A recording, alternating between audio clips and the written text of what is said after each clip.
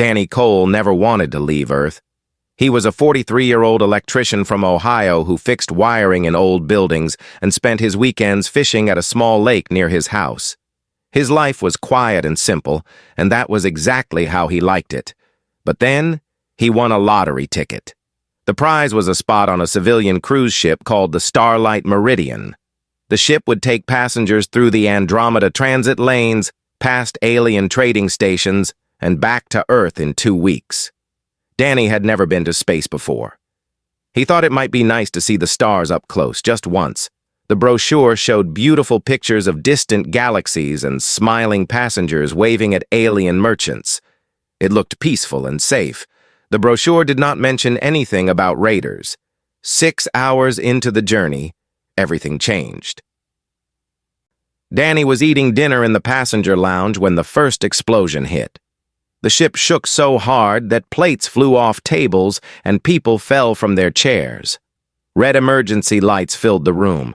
A voice on the speakers told everyone to stay calm, but the voice was shaking with fear. Through the windows, Danny could see other ships. They were dark and sharp, like knives cutting through space. He counted 7 of them surrounding the Starlight Meridian. The Vecthari had come. Danny had heard about the Vecthari before. Everyone on Earth had. They were a reptilian species that controlled several systems in the outer reaches of the galaxy. They were known for raiding ships, taking prisoners, and selling them as workers to mining colonies. The consortium, the peacekeeping force that governed civilized space, had tried to stop them many times. They had never fully succeeded. The attack was fast and brutal. The Starlight Meridian had shields, but they were designed for small debris, not military weapons. They collapsed in minutes. Then the boarding parties came. Danny watched the aliens pour through the airlocks. They were tall, at least 7 feet, with green and brown scales and yellow eyes that seemed to glow in the emergency lighting. They carried weapons that hummed with energy. They moved with the confidence of predators who knew their prey could not fight back. The passengers screamed and ran, but there was nowhere to go. The Vecthari rounded them up like cattle, pushing them with the ends of their weapons, shouting orders in a language that sounded like rocks grinding together. Danny did not scream. He did not run. He kept his head down and his eyes open, and he let the aliens push him along with everyone else. They were taken to a cargo hold deep in the ship. 200 humans were packed into a space meant for freight. The air was hot and thick. Children cried. Adults whispered prayers. An elderly man near Danny had a cut on his forehead that would not stop bleeding. A woman named Lisa Brennan pushed through the crowd to help the old man. She was a nurse from Seattle, she said. Her hands were steady as she pressed a torn piece of cloth against his wound. Danny noticed that she was the only person in the hold who seemed to be thinking clearly. Near the back of the hold, Danny found Kevin Park, a retired software engineer in his 60s, and his daughter Megan. Megan was 17 years old. This trip was supposed to be her birthday present. She sat against the wall with her arms wrapped around her knees, her face blank with shock. Kevin put his arm around her. "It's going to be okay," he said, but his voice was hollow. Danny sat down near them. He did not say anything. He just watched. Hours passed. The cargo hold grew hotter. People began to lose hope. Some of them cried, some of them argued, some of them just stared at nothing. Then the door opened and a Vecthari commander walked in. His name was Vorketh. He was bigger than the other Vecthari, with darker scales and a scar that ran across his face from his eye to his jaw. He wore armor that looked like it had seen many battles. When he spoke, a small device on his chest translated his words into English. "You are now property of the Vecthari Empire," Vorketh said. His voice was cold and flat, like he was reading from a script he had read 1,000 times before. "You will be transported to the Dreth system. You will work in the mines. If you obey, you will live. If you resist, you will die. There are no other options." A woman near the front of the crowd started crying louder. She asked what would happen to her children. She asked if they could contact Earth. She asked too many questions. Vorketh nodded to two of his guards. They grabbed the woman and dragged her toward the door. "Wait!" she screamed. "Please, I just want to know." The door closed behind her. A moment later, there was a sound. It was short and sharp like a burst of static. Then there was silence. Nobody asked any more questions after that. Danny watched the guards. He counted them. There were 6 in the cargo hold and more in the corridor outside. They changed shifts every 4 hours. They punched a code into the door panel each time they entered or left. Danny could not see the full code from where he sat, but he memorized the positions of their fingers. He studied the walls of the cargo hold. They were made of metal panels bolted together. Some of the panels were maintenance access points. He could tell by the slightly different color of the bolts and the small vents near the floor. He looked at the ceiling. There were lights and pipes and conduits running in neat lines. He recognized the pattern. Power systems were power systems, no matter who built them. Electricity followed the same rules everywhere. Lisa Brennan came to sit next to him after she finished helping the injured passengers. She looked exhausted. "You're very calm," she said quietly. Danny shrugged. "Panicking won't help." "No," she agreed. "It won't." She paused. "You're not just an electrician, are you?" Danny looked at her for a long moment. Her eyes were sharp and intelligent. She had noticed things that others had missed. "I'm exactly what my papers say I am," Danny said. "A licensed electrician from Cincinnati, Ohio." Lisa did not look convinced, but she did not push. She just nodded and leaned her head back against the wall. Danny turned his attention back to the door, the guards, and the maintenance panel that he had been studying for the past 3 hours.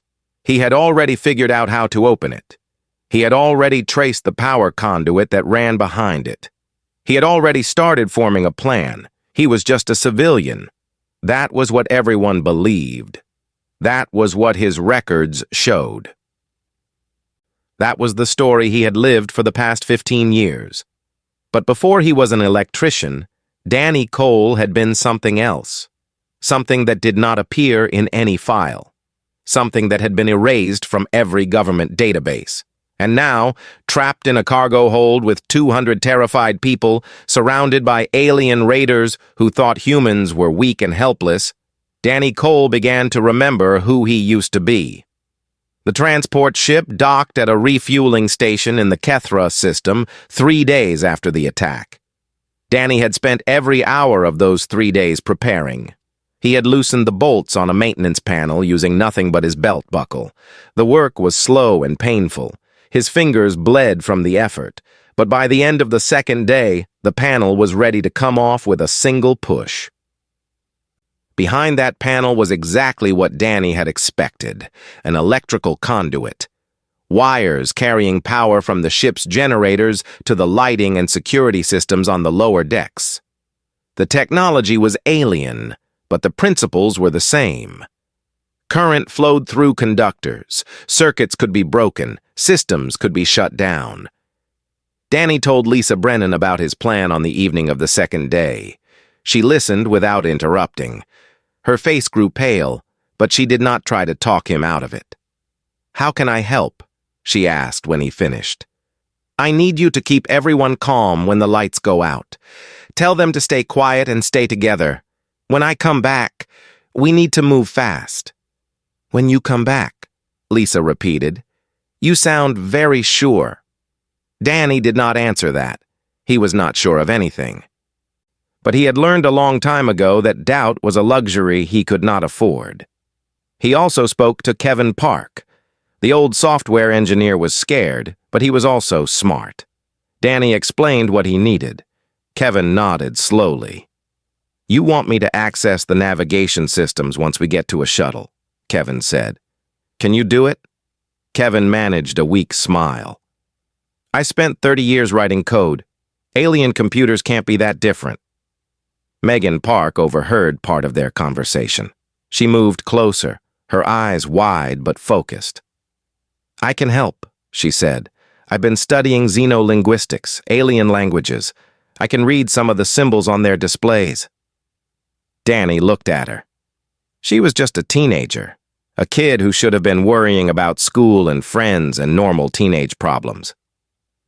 But there was something in her eyes that reminded Danny of soldiers he had known, people who found strength in the worst moments.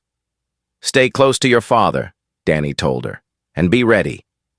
The refueling station was busy. Danny could hear the sounds of other ships docking, cargo being moved, alien voices echoing through the corridors. The Vekthari guards were relaxed. Their human cargo had been quiet and obedient. There was no reason to expect trouble. That was their first mistake. Danny made his move at Oro 300 station time, when the night shift guards were tired and bored. He pushed the maintenance panel aside and crawled into the narrow space behind the wall. The conduit was right there, thick cables running in parallel lines toward the main junction box. He had made a tool from a piece of metal he had pried loose from his sleeping platform. It was crude, but it would work. He found the right cable, positioned his tool, and created a short circuit. The lights went out. In the cargo hold, Lisa Brennan's voice cut through the sudden darkness. "Everyone stay calm. Stay together. Help is coming." Danny moved through the ship like a shadow. He had memorized the patrol routes. He knew where every guard would be at this exact moment. The emergency lighting cast a dim red glow, but it was enough. He could see. The guards, stumbling in the unfamiliar darkness, could not. The first guard was standing at an intersection of corridors trying to contact his commander on a device that no longer worked. Danny came up behind him. The length of twisted cable in his hands did its work quickly and silently. The second guard was running toward the cargo hold, alarmed by the power failure. He died reaching for an alarm panel that had no power. Danny took the weapons from both guards. He did not know how to use the alien devices, but he could figure it out. He always figured things out. He returned to the cargo hold and opened the door manually, using the emergency release that the guards had never thought to disable. 200 faces stared at him in the red darkness. "Follow me," Danny said. "Stay quiet. Stay together. We're leaving." Lisa Brennan organized the passengers with remarkable efficiency. She put the strongest adults at the front and back of the group, with children and elderly in the middle. Kevin Park stayed close to Danny, his daughter right behind him. They moved through the corridors in a long, silent line. Danny led the way, stopping at every corner, checking every intersection. Twice they had to hide in storage rooms while Vekthari search parties ran past. The aliens were confused and disorganized. They had not expected this. The shuttle bay was on the far side of the ship.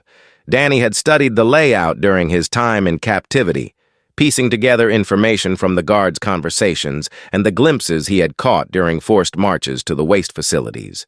They found a small cargo shuttle in the bay. It was meant for transporting supplies, not passengers, but it would have to do. Kevin Park went straight to the control panel. His fingers moved across the alien interface with surprising confidence.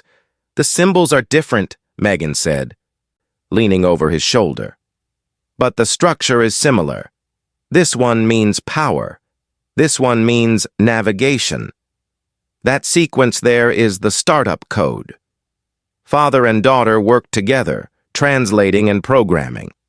Danny stood guard at the shuttle door, watching the bay entrance. He saw the first Vekthari soldier appear in the doorway just as the shuttle's engines came to life. Danny raised the alien weapon he had taken and pressed what he hoped was the trigger. A bolt of blue energy shot across the bay and hit the wall 3 feet to the left of his target. The Vekthari ducked behind a cargo container. "We need to go," Danny called out. "Working on it," Kevin replied, his voice strained. More soldiers appeared. Danny fired again, closer this time. The aliens returned fire. Energy bolts scorched the shuttle's hull. Then the engines roared, and the shuttle lurched forward. The bay doors were still closed, but Kevin had found another command: emergency override. The doors blew outward into space, and the shuttle shot through the gap. Behind them, Alarms finally began to wail. They made it to the asteroid belt surrounding the refueling station before the Vectari pursuit vessels launched. Danny counted 3 of them, sleek and fast and armed with weapons that could tear their little cargo shuttle apart. Kevin shook his head. "We can't outrun them." Danny had already found the cargo inventory on the shuttle's computer. Mining explosives, industrial grade, enough to break apart asteroids for extraction.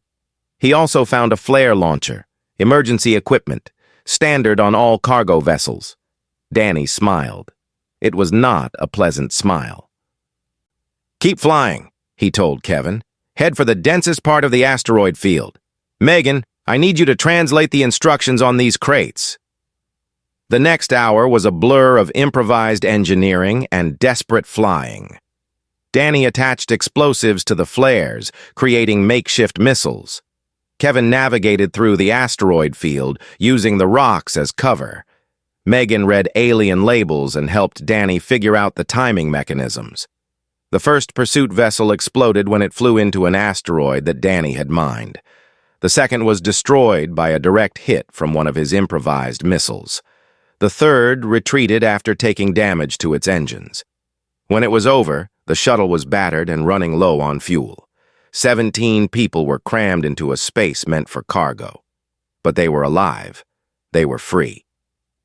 Lisa Brennan sat down next to Danny as they drifted toward a neutral trading post that Kevin had found in the navigation database.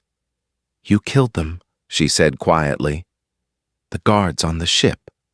The pilots in those vessels." "Yes." "You didn't hesitate." Danny was silent for a moment. "I stopped hesitating a long time ago." Lisa studied his face. "Who were you before you were an electrician?" "Nobody important," Danny said. "Just a man who learned some things he wished he hadn't." The trading post was controlled by the consortium, the Interstellar Peacekeepers. A patrol captain named Velamoth, a tall alien with blue skin and 4 arms, listened to their story with obvious disbelief. "A civilian electrician did all this?" Velamoth asked. Danny shrugged. "I had help." Velamoth stared at him for a long time. Then she filed a report that blamed the entire incident on navigation errors and equipment malfunctions. It was easier than trying to explain what had really happened. The 17 survivors of the Starlight Meridian were given food, medical treatment, and temporary shelter. They were told that transport back to Earth could be arranged within a few weeks. Danny stood at a window, looking out at the stars. Somewhere out there, hundreds of other passengers from the Starlight Meridian were still in Vectari hands, still being transported to mining colonies, still waiting for help that might never come. Lisa joined him at the window. "You're thinking about the others," she said. "Yes." "There's nothing you can do. You saved 17 people. That's more than anyone expected." Danny did not answer. He was already thinking about the next step, the next problem, the next people who needed help. He was just a civilian. But civilians, Danny had learned, could do remarkable things when they had no other choice. Word traveled fast in the outer systems. Within weeks, stories about the escape from the Vectari transport ship had spread through every human community between Earth and the frontier colonies. The stories grew with each telling. Some said a group of human soldiers had staged a rescue mission. Others claimed it was a covert operation by Earth's military forces. But the people who had been there knew the truth.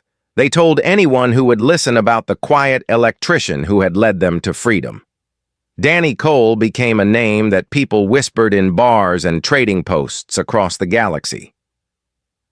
The Valorn system was 3 weeks of travel from the Kethra refueling station. Danny's group arrived there because Kevin Park had found references to a large human settlement in the navigation databases. New Pittsburgh, the settlement was called. A mining colony built into the side of a dead moon, home to 50,000 humans who had left Earth seeking better lives among the stars. Danny wanted to rest. He wanted to find passage back to Earth and forget everything that had happened. He wanted to go back to fixing wiring in old buildings and fishing at his quiet lake. But the universe had other plans. New Pittsburgh was not the safe haven they had hoped for. The colony was controlled by fear. A crime syndicate called the Black Spine Collective had been terrorizing human businesses for years. They demanded protection payments. They kidnapped workers who refused to pay.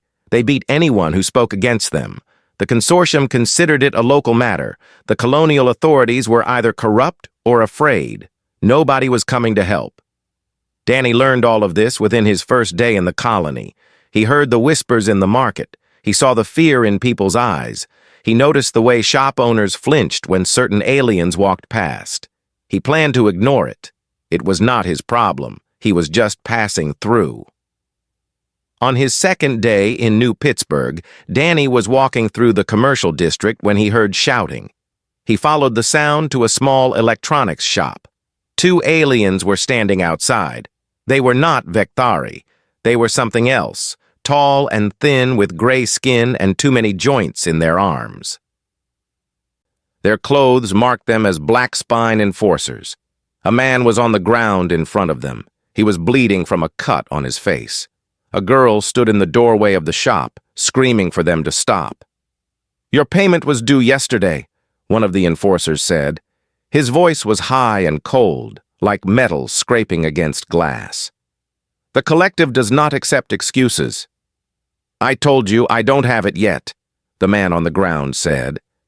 His name was Greg Holloway. He was 45 years old.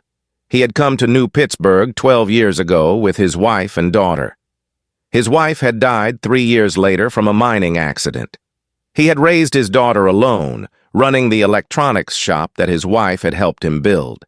His daughter's name was Sophie. She was 16 years old. She stood in the doorway, tears running down her face, screaming at the aliens to leave her father alone. The enforcers did not care. One of them kicked Greg in the ribs. The other raised a weapon that crackled with electricity. The people around them looked away. They walked past as if nothing was happening. They had learned that getting involved meant becoming a target. Danny stopped walking. Lisa Brennan, who had been beside him, grabbed his arm. "Danny, don't!" Danny did not answer. He was watching the enforcers. He was counting the seconds between their movements. He was noting the positions of their weapons, the angle of their stances, the blind spots in their peripheral vision. "Danny," Lisa said again, "this isn't our fight." "No," Danny agreed. "It isn't." He walked toward the enforcers anyway. What happened next took less than 30 seconds. Danny moved fast. Faster than anyone expected a middle-aged electrician to move. He closed the distance before the enforcers understood what was happening. The first one turned, reaching for his weapon. Danny was already inside his guard, his hands finding the vulnerable points that existed in every bipedal species. The enforcer went down with a broken arm and a dislocated knee. The second enforcer fired his weapon. The bolt of electricity missed Danny by inches. It did not get a second chance. Danny took the weapon away from him with a twist that seemed almost casual. Then he used the enforcer's own momentum to throw him into a wall. Both aliens were on the ground. Both were groaning in pain. Neither was dead. Danny had been very careful about that. He helped Greg Holloway to his feet. "Get inside," Danny said. "Lock the door. Don't open it for anyone you don't know." Greg stared at him with wide eyes. "Who are you?" "Nobody important." Danny looked at Sophie, who had stopped screaming, and was staring at him like he had just descended from the sky. "Take care of your father." Danny walked away before anyone could ask more questions. Lisa found him 20 minutes later. He was sitting in a small diner at the edge of the commercial district, drinking a cup of coffee. His knuckles were red and slightly swollen. She sat down across from him. "The enforcers are in the medical center," she said. "The doctors are calling their injuries catastrophic." Danny took a sip of his coffee. It was bad coffee, but he had tasted worse. "The collective will come for you," Lisa continued. "You know that, right?" "I know. And you did it anyway." Danny set down his cup. There was a girl. She was screaming for help. Nobody helped. I couldn't walk past that. Lisa shook her head, but she was almost smiling. You're going to get us all killed. Maybe, Danny admitted, but not today. The Black Spine Collective sent 12 members to kill Danny Cole that night. They went to the cheap housing block where the refugees from the Starlight Meridian had been staying. They broke down doors. They threatened neighbors. They searched every room. Danny was not there. He had known they would come. He had spent the afternoon preparing. He had studied the layout of the collective's headquarters. He had talked to people who had worked there as servants. He had gathered information the way he always did, quietly and thoroughly. At midnight, while the collective's enforcers were hunting for him in the housing blocks, Danny walked into their headquarters through a service entrance that nobody had thought to guard. The building was 5 stories tall. It housed the collective's leadership, their weapons cache, their financial records, and their communications center. It was protected by electronic locks, armed guards, and a security system that was supposed to be unbreakable. Danny broke it in 45 minutes. He did not use weapons. He did not need them. The headquarters ran on electricity, like everything else in the colony. Danny found the main junction box in the basement. He found the backup generators on the 3rd floor. He found the security servers in a locked room on the 4th floor. One by one, he shut them all down. The collective's leaders woke up to darkness and chaos. Their guards stumbled through corridors without lights. Their communication devices stopped working. Their weapons, which required power cells to function, became useless pieces of metal. Danny moved through the building like a ghost. He did not kill anyone. He did not need to. He simply disabled them, one by one, using techniques that left them unconscious, but alive. By morning, the Black Spine Collective's leadership was in the custody of the colonial authorities. Their records had been turned over to consortium investigators. Their weapons cache had been secured. The official report blamed internal power struggles. Sophie Holloway came to find Danny the next morning. She brought a pie that she had baked herself. Her hands were shaking slightly as she held it out to him. "My father wanted to thank you," she said. "But he didn't know what to say. So I baked this instead." Danny took the pie. It was warm and smelled like apples. "You didn't have to do that," he said. "You didn't have to save us either," Sophie replied. "But you did." Danny looked at her. She was just a kid, a teenager who had watched her father get beaten by aliens and had been helpless to stop it. But there was something in her eyes now that had not been there before. Something like hope. "I'm not a hero," Danny said. "I know," Sophie said. "You're an electrician. That's what everyone says." She smiled, and it transformed her face. "But I think electricians can be heroes too." She walked away before Danny could respond. When Danny's group left the Valorn system 3 days later, they were not alone. 137 humans asked to join them. Some were refugees from other worlds. Some were adventurers looking for purpose. Some were simply ordinary people who had heard the stories and wanted to be part of something bigger than themselves. Danny tried to refuse them. He was not a leader. He was not building an army. He just wanted to go home. Lisa Brennan convinced him otherwise. "They need someone," she said. "Someone who shows them that humans don't have to be afraid. Someone who proves that we can stand up for ourselves, even out here, even surrounded by aliens who think we're weak." "I'm just one person," Danny said. "No," Lisa replied. "You're a symbol, and symbols matter." Danny looked at the crowd of humans waiting at the shuttle bay. Men and women, old and young, all of them watching him with something that looked almost like faith. He thought about the people still trapped in Vectari labor camps. He thought about other colonies being terrorized by criminals and raiders. He thought about all the humans scattered across the galaxy who had nobody to help them. He sighed. "Fine," he said, "but I'm still just an electrician. Don't expect miracles." Lisa smiled. "We don't need miracles. We just need you. The Dreth system was where Danny Cole stopped being a rumor and became a legend. It started with a distress signal. A human colony ship called the Autumn Wanderer had been captured by Vecthari forces near the edge of the system. 3,000 civilians were being held at a processing station in high orbit above Dreth Prime. They were scheduled for transport to labor camps across Vecthari space within 48 hours. The consortium refused to intervene. The station was in disputed territory. A military operation could trigger a war. They expressed sympathy and promised to file a formal protest through diplomatic channels. Diplomatic channels would take months. The prisoners would be scattered across a dozen worlds by then, lost forever in the machinery of alien slavery. Danny's flotilla had grown since New Pittsburgh. 12 ships now followed him, ranging from small shuttles to a converted cargo freighter that Kevin Park had nicknamed the Lucky Break. 400 humans crewed those ships.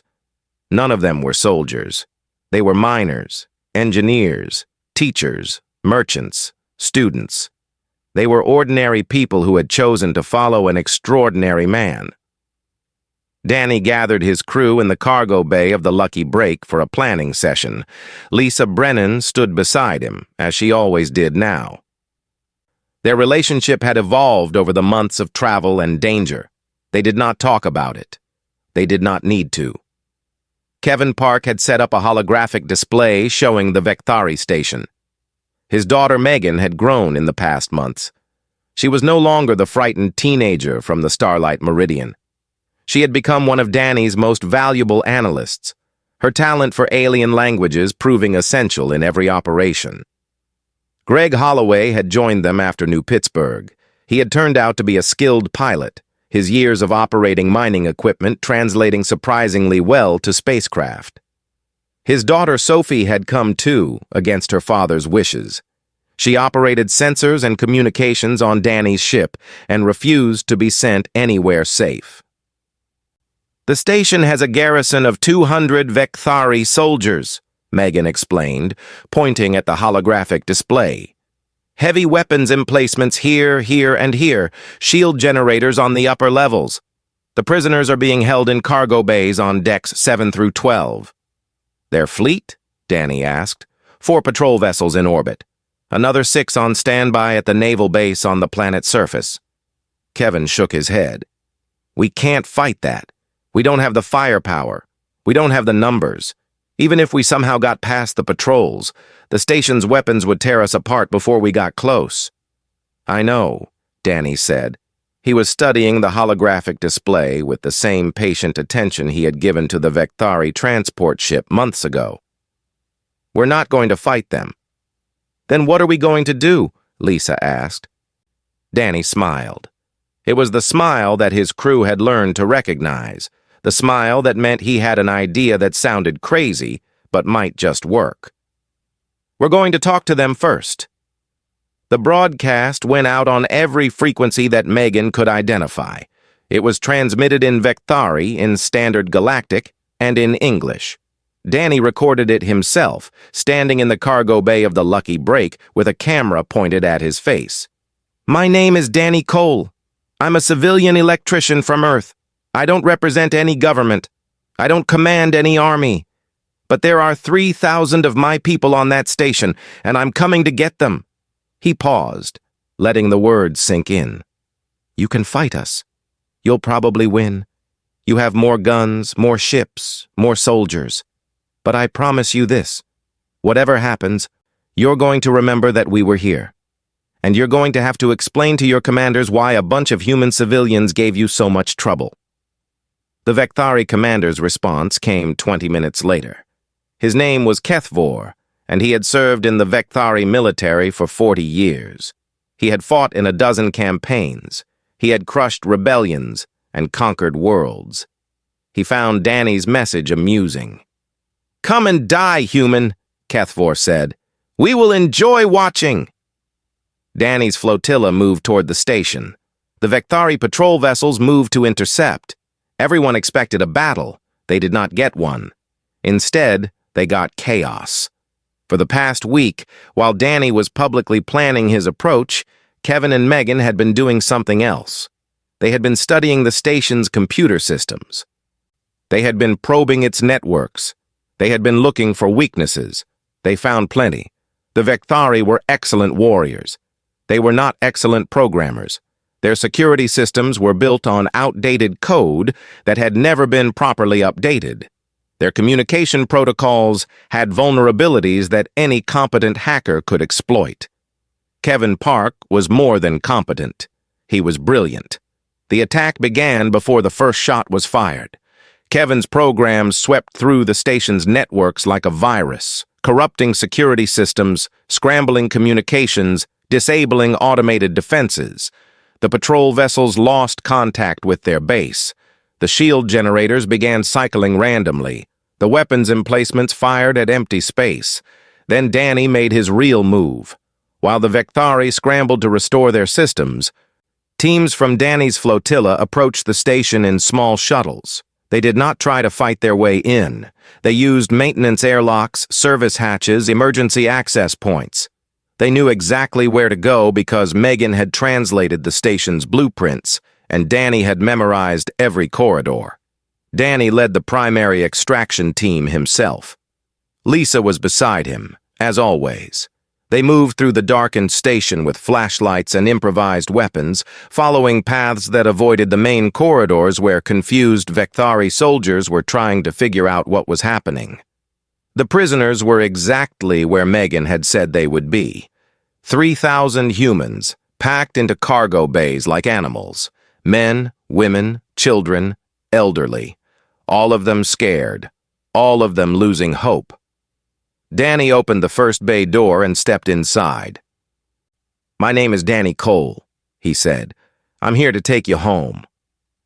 The evacuation took 2 hours. Danny's teams guided prisoners through the station's maze of corridors to waiting shuttles. Kevin maintained the electronic chaos, adapting his programs every time the Vectari tried to restore control. Greg Holloway flew shuttle after shuttle between the station and the lucky break. Sophie stayed at her sensor station, tracking Vectari movements and warning the extraction teams whenever soldiers got too close. Her voice was steady. Her information was precise. She had become essential. The Vectari commander, Kethvor, finally managed to restore power to part of the station. He gathered what soldiers he could find and went hunting for the humans who had invaded his station. He found Danny in a cargo bay on Deck 9. Danny was alone. He had stayed behind to make sure the last prisoners got out. Kethvor had 12 armed soldiers with him. They surrounded Danny, weapons raised. "You should have stayed on your primitive planet, human," Kethvor said. "Now you will die far from home." Danny did not look afraid. He looked almost calm. "I'm an electrician," he said. "Do you know what electricians understand?" Kethvor hesitated. Something in Danny's voice made him uneasy. "We understand that everything runs on power," Danny continued, "and I know exactly where your power comes from." The station went completely dark. In the chaos that followed, Danny disappeared. Kethvor and his soldiers stumbled through the blackness, tripping over each other, shouting orders that nobody could hear. By the time they restored emergency lighting, the human was gone. So were all 3,000 prisoners. The flotilla retreated to the asteroid belt at the edge of the system. The Vectari pursuit was disorganized and ineffective. Kethvor was too busy trying to explain to his superiors how a civilian electrician had humiliated him to coordinate a proper chase. On the lucky break, Danny sat in the cargo bay surrounded by rescued prisoners. Children were crying with relief. Parents were hugging each other. Elderly men and women were thanking anyone who would listen. Lisa found him sitting apart from the celebration, his back against a cargo container. "You did it," she said. 3,000 people. "We did it," Danny corrected. "I couldn't have done any of this alone." Lisa sat down beside him. "You stayed behind. You could have been killed. Someone had to make sure everyone got out. It didn't have to be you." Danny was quiet for a moment. "Yes," he said finally. "It did." Lisa understood. She had learned to understand him over these months. Danny was not driven by glory or revenge or any simple emotion. He was driven by something deeper, a sense of responsibility that he could not escape, a need to help people who could not help themselves. It was the same thing that had made him stay behind on the transport ship, the same thing that had made him fight the Black Spine Collective, the same thing that would probably get him killed someday. But not today. Sophie Holloway appeared with 2 cups of coffee. She had taken to bringing Danny coffee after every mission. It had become a ritual. "The consortium is sending an investigative team," she reported. "They want to know how a bunch of civilians pulled off what they're calling the largest prisoner extraction in galactic history." "What are you going to tell them?" Lisa asked. Danny took his coffee and wrapped his hands around the warm cup. "The truth," he said. "Technical failures, navigation errors, just a series of unfortunate coincidences." Sophie grinned. "Nobody's going to believe that?" "Probably not," Danny agreed, "but they can't prove otherwise." The consortium investigation found no evidence of wrongdoing. The official report described the incident as a catastrophic systems failure that resulted in the accidental release of prisoners and their subsequent rescue by passing civilian vessels. It was a ridiculous explanation that nobody believed, but it was enough to avoid a diplomatic crisis. Danny Cole's name spread across the galaxy. The humans of the outer systems called him a hero. The Vecthari called him a terrorist. The consortium called him a troublemaker. Danny called himself what he had always been, just a civilian who knew how to fix things. 6 months after the liberation of Dreth Station, Danny Cole sat in a small office on Luna Colony, facing a panel of Earth Alliance officials. The room was plain and gray, with no windows and a single table between Danny and the 5 men and women who had summoned him across the solar system. They wore expensive suits and serious expressions. They represented the combined governments of Earth, and they wanted something from him. Danny knew what they wanted before they opened their mouths. The senior official was a woman named Patricia Lane. She had gray hair and sharp eyes, and the confident posture of someone who was used to getting what she wanted. She placed a folder on the table and opened it. "We've been watching you, Mr. Cole," she said. "Your activities in the outer systems have not gone unnoticed."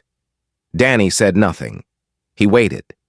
"In the past 8 months, you have led the escape from a Vecthari transport ship, dismantled a criminal syndicate on New Pittsburgh, and liberated 3,000 prisoners from a fortified space station." Patricia paused, all while claiming to be a civilian electrician with no military training. "I am a civilian electrician," Danny said. One of the other officials, a younger man with nervous hands, leaned forward. "Mr. Cole, your employment records show a gap of 12 years between your high school graduation and your first job as an electrician. 12 years with no tax returns, no address changes, no credit history. You essentially didn't exist." Danny looked at the young man. He did not speak. Patricia continued. "We believe you were part of a classified program. A program that was officially disbanded and erased from all government databases many years ago. A program that trained specialists for operations that could never be acknowledged." "I wouldn't know anything about that," Danny said. "Of course not." Patricia closed the folder. "The point is, Mr. Cole, that we know what you're capable of, and we want to offer you a position." She outlined what they had in mind: a formal rank in the Earth Alliance military, resources, ships, soldiers, recognition. They wanted to make Danny Cole into an official asset, someone they could point to and say, "Look what humanity can do." They wanted to control him. Danny listened politely until she finished. Then he shook his head. "I'm a civilian," he said. "You've led combat operations across 3 star systems," Patricia protested. "You've defeated Vecthari forces multiple times. You've built an organization that rivals our own intelligence networks. You are not a civilian. Danny considered this for a moment. I'm not a soldier either, he said finally. Soldiers follow orders. They fit into chains of command. They do what they're told because that's the job they signed up for. He paused. I'm just a man who saw things that needed doing and did them. That's what civilians do. We fix problems. We help our neighbors. We don't wait for permission. Patricia's expression hardened. Mr. Cole, the galaxy is a dangerous place. Humanity needs defenders. We're offering you the chance to be one of those defenders, with the full support of Earth behind you. No, Danny said. You're offering me the chance to become a weapon, your weapon, to be pointed at whatever target you choose. He stood up. That's not who I am. That's not what I do. He walked toward the door. Mr. Cole, Patricia called after him. The Vekthari won't stop. There will be more raids, more kidnappings, more humans enslaved. You can't save everyone by yourself. Danny stopped with his hand on the door handle. No, he agreed. I can't. But I can save the ones in front of me, and that's enough. He left the office without looking back. Lisa was waiting for him outside. She had been there for hours, sitting on a bench in the corridor, refusing to leave. Their relationship had solidified over the past months into something neither of them felt the need to define. She was his partner, his conscience, his anchor. He did not know what he would do without her. What did you tell them? She asked as they walked together toward the shuttle bay. The truth, Danny said. Lisa smiled. She had learned to appreciate his version of the truth, simple statements that somehow contained everything. The shuttle bay was crowded with familiar faces. Kevin Park was there, checking the navigation systems on their transport. He had become Danny's technical advisor, his genius for computers proving invaluable in a galaxy that ran on digital networks. Beside him, Megan was reviewing communication intercepts from the frontier colonies. She had grown up completely now, no longer a teenager, but a young woman with skills that intelligence agencies would kill to recruit. Greg Holloway was running pre-flight checks on the transport's engines. He had come so far from the frightened shop owner who had been beaten in the street. He was confident now, capable, trusted. His daughter Sophie was there too. She was 18 years old. She had insisted on staying with Danny's organization instead of returning to normal life. She ran communications for the entire flotilla now, coordinating operations across multiple systems. There were others, too. Faces that Danny had collected over months of travel and conflict. Miners from the asteroid belts, engineers from space stations, teachers, doctors, shopkeepers. Ordinary people who had found something extraordinary within themselves. They looked at Danny as he entered the bay, not with worship, not with blind obedience, but with respect, with trust, with the confidence that came from knowing that their leader would never ask them to do something he would not do himself. Where are we going? Kevin asked. Danny looked at the star map on the wall. Reports had been coming in from the frontier colonies. Another human settlement was in trouble. Pirates this time, not Vekthari. But the result would be the same if nobody helped. The Kepler system, Danny said. There's a mining colony that needs our help. Kevin nodded and began plotting the course. Nobody questioned the decision. Nobody suggested they stay behind where it was safe. They were civilians. But they had learned what civilians could accomplish when they stopped waiting for someone else to save them. Lisa walked beside Danny as they boarded the transport.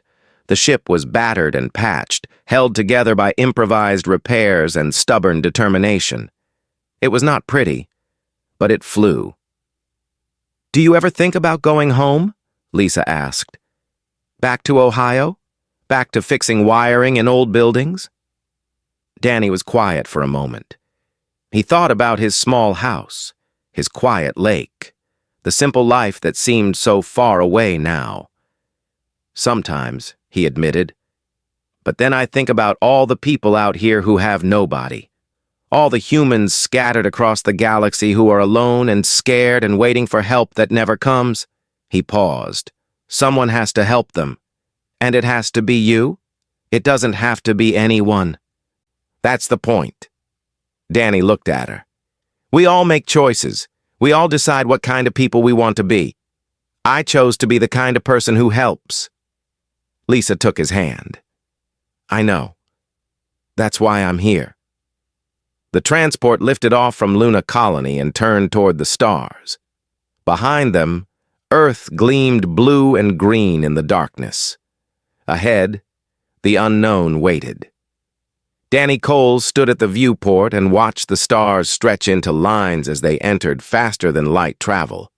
Somewhere in the galaxy, people were in danger. Somewhere, humans were suffering. Somewhere, hope was fading. And somewhere, a middle-aged electrician from Ohio was coming to help. Years later, historians would try to piece together the true story of Danny Cole.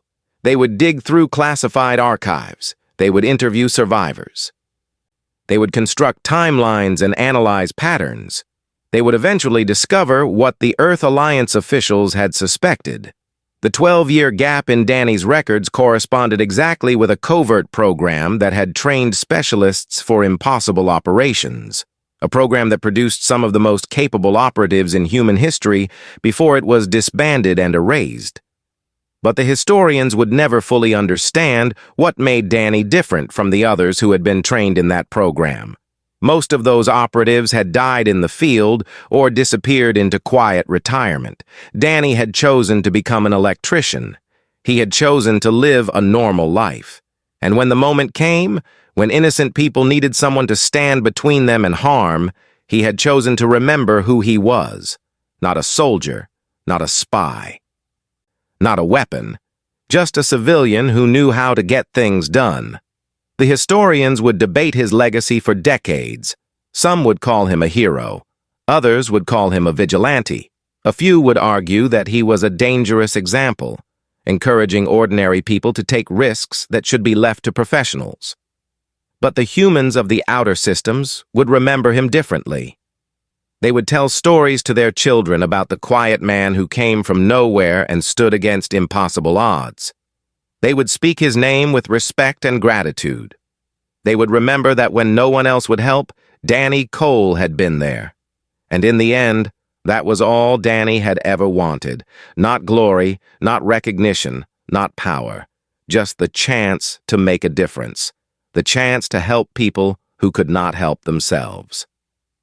The chance to prove that ordinary humans, armed with nothing but courage and determination, could stand against any threat. He was just a civilian. 3 systems later, no one dared to correct it. And Danny Cole would not have wanted it any other way.